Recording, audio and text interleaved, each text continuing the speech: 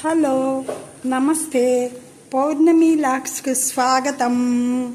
గన్నవరపు నరసింహమూర్తి గారు రచించిన సముద్రం అనే కథను చదివేస్తున్నాను. వినేసేయండి. లైక్ చేయండి, షేర్ చేయండి, సబ్స్క్రైబ్ చేసుకోండి. సముద్రం అందులోని ప్రతి అలా ఎగిసిపడుతూ వచ్చి తీరాన్ని తాకి వెంటనే వెనక్కి వెళ్ళిపోతుంది. అయినా నిరుత్సాహం చెందకుండా మళ్ళీ అంతే వేగంతో వస్తుంది. ఓటమి అన్నది దానికి ఇష్టం ఉండదు. బహుశా అందుకేనేమో నాకు సముద్రం అంటే అంత ప్రాణం. మనసు బాగలేనప్పుడు సముద్రం దగ్గరికి వచ్చి ఒంటరిగా దాన్ని చూస్తూ కూర్చుంటాను. ఆ రోజు కూడా నా మనసు బాగలేకపోవడంతో సముద్రం ఒడ్డుకి వచ్చి కూర్చున్నాను. నా మనసు మాత్రం మధుకర్ గురించి ఆలోచిస్తుంది. వాడు నన్ను వదిలి వెళ్ళిపోయి 5 ఏళ్ళు కావస్తుంది. ఇప్పటికూ నేను వాడి కోసం ఎదురు చూస్తూనే ఉన్నాను. వాడు ఎక్కడున్నాడో అసలున్నాడో కూడా తెలియదు. అయినా ఏదో ఒకరోజు తిరిగి వస్తాడని నా ఆశ. కొన్ని ఎదురు చూపులకు కారణాలు ఉండవు, కొన్ని స్నేహాలకు ముగింపులు ఉండవు.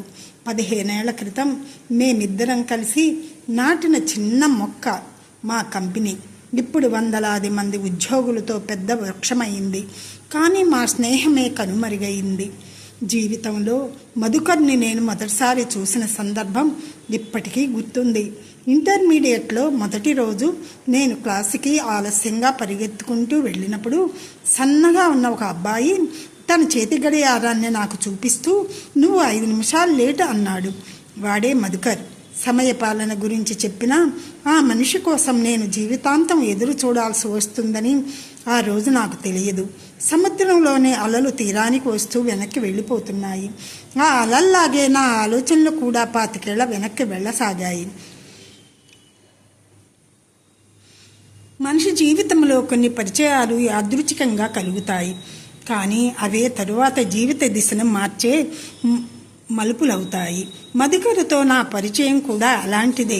ఇంటర్మీడియట్లో మొదలైన ఆ స్నేహం విడదీయలేని బంధంగా మారిపోయింది. మేమిద్దరం చదువులో పోటీ పడేవాళ్ళం, కానీ ఒకరి మీద ఒకరికి అసూయ ఎప్పుడూ ఉండేది కాదు. పరీక్షల్లో మా ఇద్దరిలో ఎవరి మొదటి ర్యాంకు సాధించినా ఇద్దరం సంతోషించేవాళ్ళం. చివరి పరీక్ష నాడు కాలేజీ ఆవరణలోని పాత వేప చెట్టు కింద కూర్చున్నప్పుడు "తరువాత ఏం చేస్తావు" అని నేను అడిగితే మధుకర్ ఆకాశం వైపు చూస్తూ "ఐఐటీలో ఇంజనీరింగ్ చదువుతాను" అని చెప్పాడు. నాకు అహ్మదాబాదు ఐఐఎంలో ఎంబీఏ చదవాలని ఉంది అన్నాను నేను. నా మాటలు విన్నవాడు మనం సొంతంగా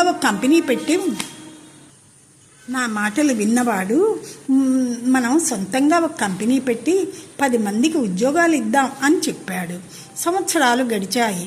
మధుకర్ ఐఐటి ఖరగ్పూర్లో కంప్యూటర్ సైన్స్లో ఇంజనీరింగ్ పూర్తి చేస్తే నేను అహ్మదాబాదు ఐఐఎంలో ఎంబీఏ చదివాను. దేశంలోని పెద్ద పెద్ద కంపెనీలు క్యాంపస్ ఇంటర్వ్యూలకు వచ్చాయి. నాకు ఒక బహుళజాతి సంస్థ నుంచి ఉద్యోగం ఆఫర్ వచ్చింది. అదే సాయంత్రం నాకు మధుకర్ నుంచి ఫోన్ వచ్చింది. "శర్మ, మనం ఇంకొకరి కంపెనీని అభివృద్ధి చేయడానికి చదవలేదు. మన కళను నిజం చేసుకునేందుకు చదివాం. మనమే ఓ కంపెనీ ప్రారంభిద్దాం" అన్నాడు. సంవత్సరం తర్వాత విశాఖపట్నంలో సముద్రానికి దగ్గరగా ఉన్న ఒక చిన్న అద్దె భవనంలో మా company new waves software solutions limited ప్రారంభమైంది. ఆ రోజు మా దగ్గర డబ్బు, అనుభవం రెండూ లేవు. ఉద్యోగాలు కూడా లేరు, కానీ ఆత్మవిశ్వాసం మాత్రం అపారంగా ఉండేది. మొదటి ఉద్యోగం వచ్చిన రోజు మేమిద్దరం హోటల్కి వెళ్ళి 1 ప్లేట్ బిర్యానీ పంచుకొని తిన్నాం. 10 మంది ఉద్యోగులు చేరిన రోజు స్వీట్లు పంచాం. 50 మంది అయిన రోజు ఆఫీసులో చిన్న వేడుక చేసుకున్నాం.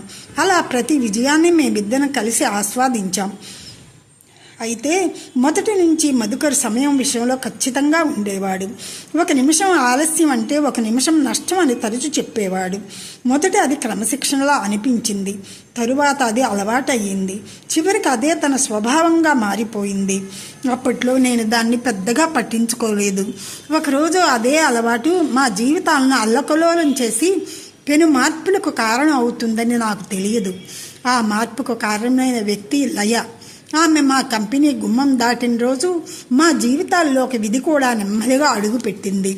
ఉదయం 9 గంటలకు ఆఫీసు ప్రారంభమైతే వాడు 8:45కే తన గదిలో కూర్చొని ఉండేవాడు.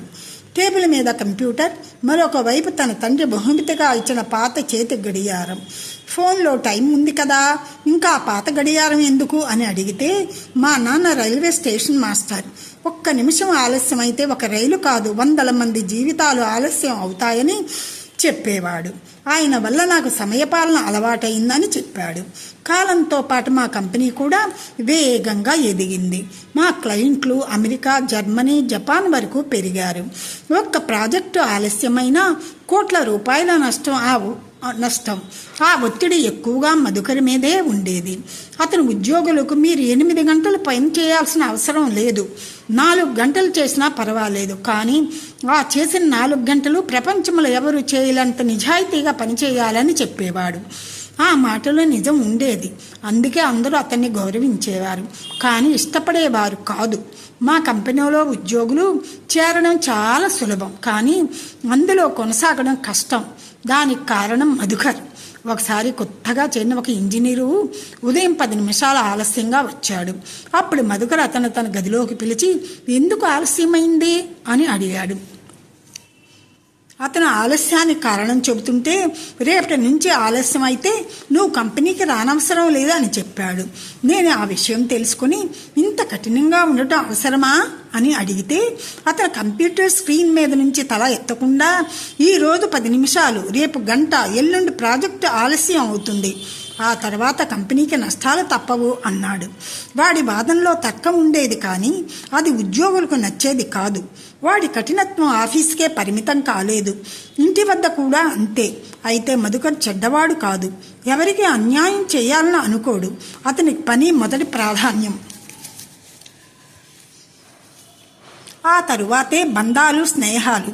ఒకసారి మా మానవ వనరుల విభాగానికి 100లాది దరఖాస్తులు వచ్చాయి. వాటిలో ఒక అమ్మాయి బయోడేటా నా దృష్టిని ఆకర్షించింది. ఆమె పేరు లయ. ఎన్ఐటి వరంగల్లో కంప్యూటర్ సైన్స్ చదివింది, గోల్డ్ మెడలిస్టు. ఆమె ప్రాజెక్టుల జాబితా చదివిన తర్వాత నేను వెంటనే ఇంటర్వ్యూకు పిలవమని చెప్పాను. ఆ రోజు నా టేబుల్ మీదకి వచ్చిన ఆమె దరఖాస్తు మా కంపెనీ చరిత్రనే కాదు, మా ముగ్గురి జీవితాలను శాశ్వతంగా మార్చేస్తుందని అప్పుడు నాకు తెలియదు. ఆ సాయంత్రం 4 గంటలకు ఆమె ఇంటర్వ్యూ ప్రారంభమైంది. ఇంటర్వ్యూని నేను మధుకర్ కలిసి చేశాం. మేము అడిగిన ప్రశ్నలన్నిటికీ లయ బాగా సమాధానాలు చెప్పింది. వారం తర్వాత లయ మా కంపెనీలో చేరింది.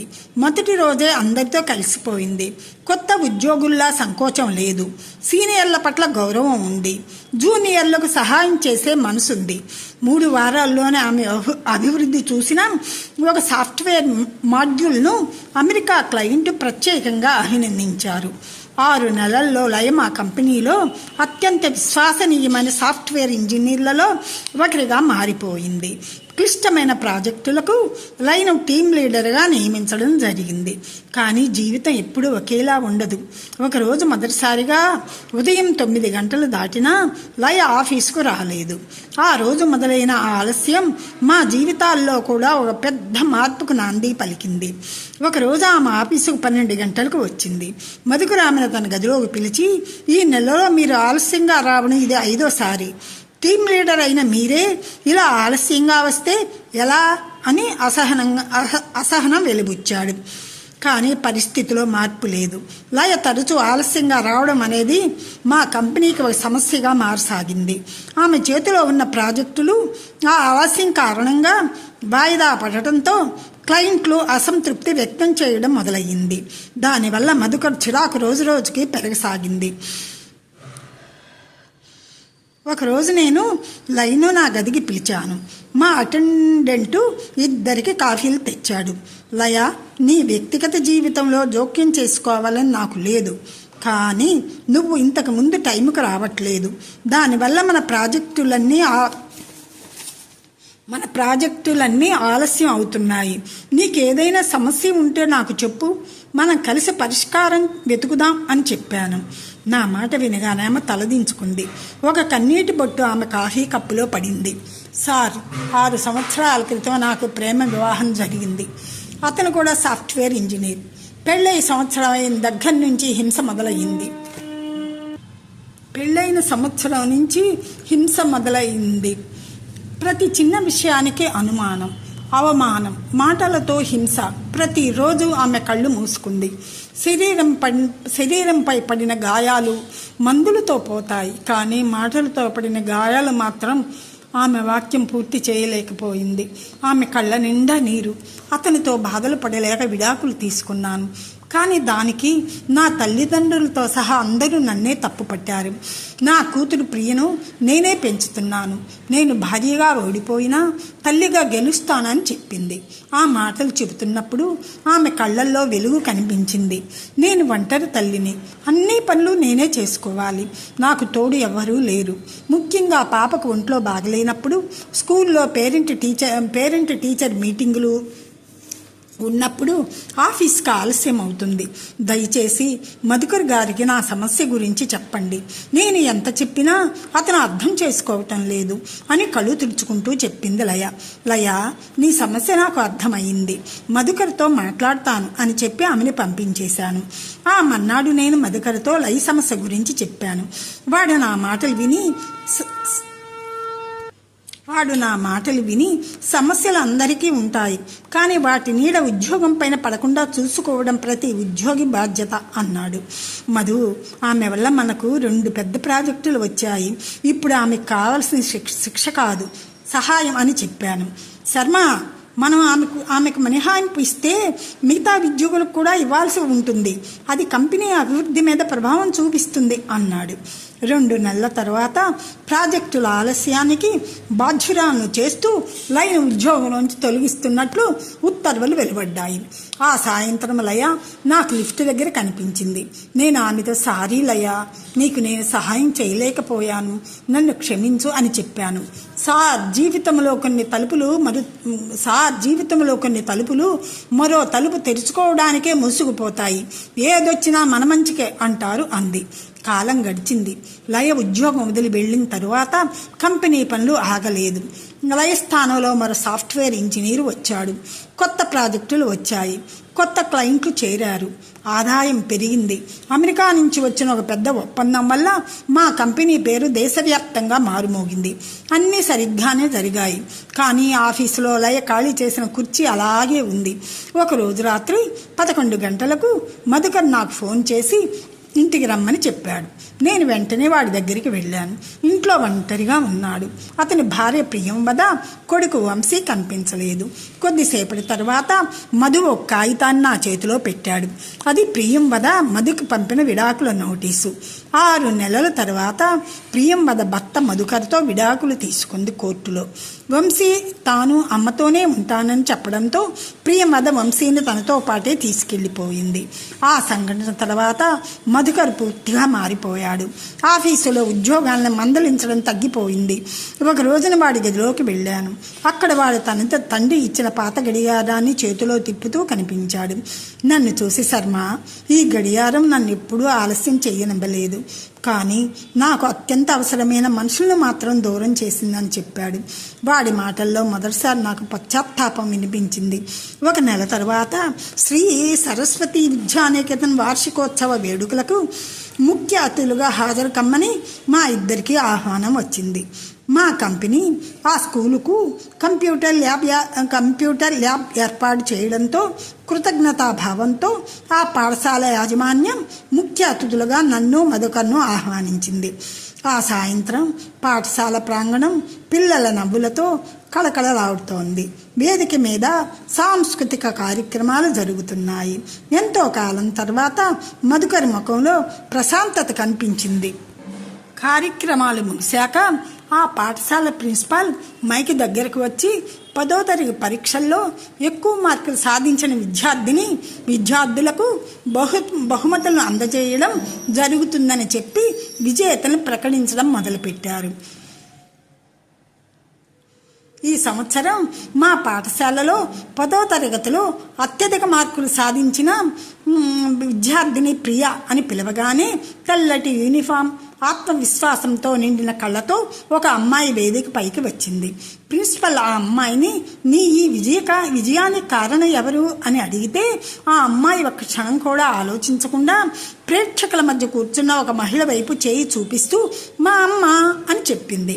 వెంటనే నేను మధుకర్ ఆ మహిళను చూశాం. ఆమె లయ. 3 సంవత్సరాల క్రితం లిఫ్ట్ దగ్గర ఓడిపోయిన వ్యక్తిలా కనిపించిన లయ ఇప్పుడు గెలిచిన తల్లిలా కనిపించింది. అప్పుడు ప్రిన్సిపాల్ ప్రియ విజయానికి కారణమైన ఆమె తల్లి లయగారిని వేదికపైకి ఆహ్వానిస్తున్నాను. లయ గారు 3 ఏళ్ల క్రితం ప్రియా సాఫ్ట్వేర్ సర్వీసెస్ అనే కంపెనీని స్థాపించి అనతి కాలంలోనే దాన్ని అత్యున్నత స్థాయికి తీసుకెళ్లి ప్రధానమంత్రి నుంచి ఉత్తమ యువ మహిళా పారిశ్రామికవేత్త పురస్కారాన్ని అందుకున్నారు.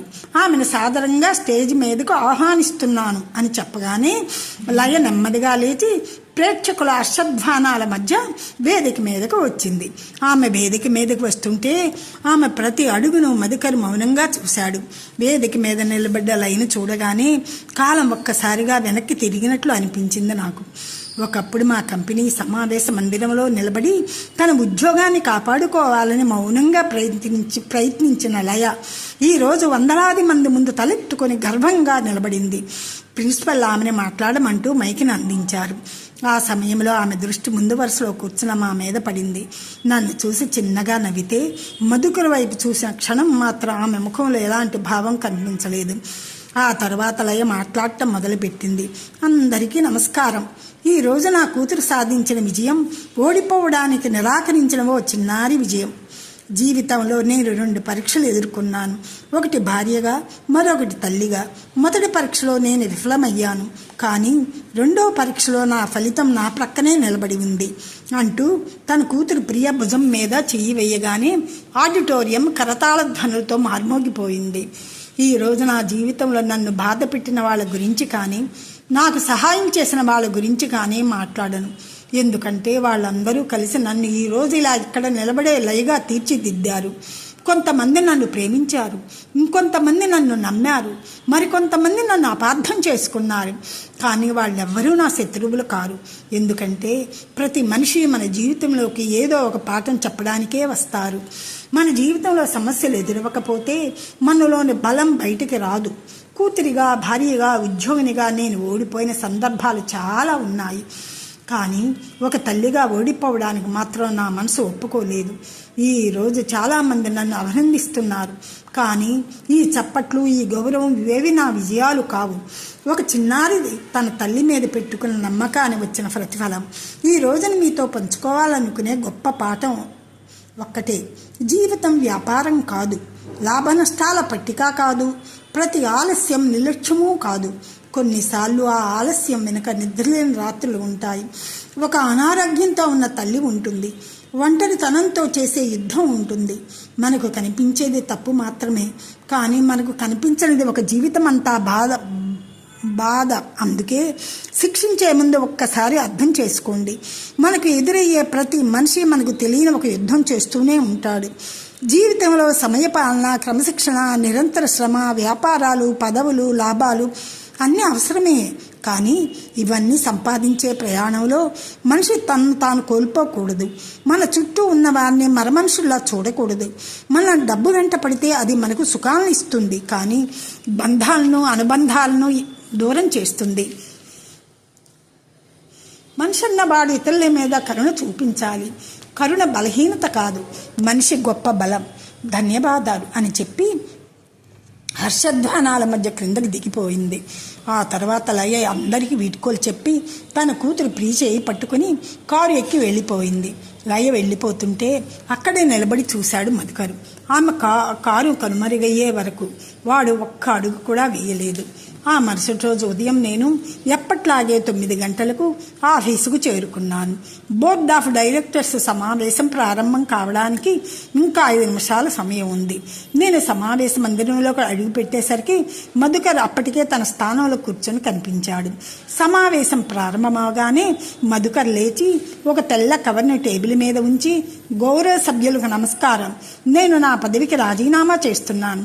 దయచేసి కారణాలు అడగవద్దు. ఇన్నాళ్ళు నాకు సహకరించిన మీ అందరికీ ధన్యవాదాలు అని చెప్పి తన గదిలోకి వెళ్ళిపోయాడు. ఒక్క క్షణం సమావేశం అందరం మొత్తం నిశ్శబ్దంగా మారిపోయింది.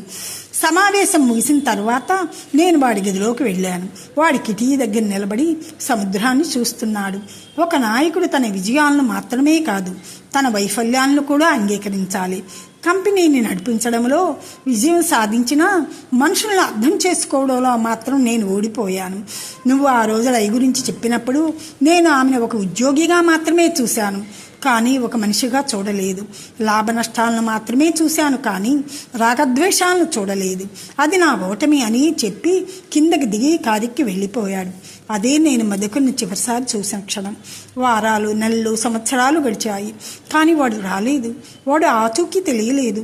అప్పటి నుంచి నేను వాడి కోసం చకోర పక్షుల ఎదురు చూస్తూనే ఉన్నాను. మధుకర్ నా జీవితంలో ప్రభాత సంధ్యలా వచ్చి సాయం సంధ్యలా దృశ్యమయ్యాడు. సముద్రాన్ని చూస్తే నాకు మధుకర్ గుర్తుకొస్తాడు. సముద్రంలాగే వాడు కూడా ఎవరికి అర్థం కాని ఒక ప్రబలిక లాంటివాడు. నాకు మనసు భారంగా అనిపించినప్పుడల్లా సముద్రం దగ్గరికి వెళుతుంటాను. సముద్రం ముందు నిలబడితే మనిషి గెలుపు, గర్వం అంతా ఒక ఇసుక రేణువులా అనిపిస్తుంది. అల్ల ఎగిసిపడుతుంటాయి, కానీ నా కళ్ళకు మాత్రం మధుకర్ కనిపిస్తుంటాడు. నేను వాడి కోసం నిరీక్షిస్తూనే ఉంటాను. లైక్ చేయండి, షేర్ చేయండి, సబ్స్క్రైబ్ చేయండి.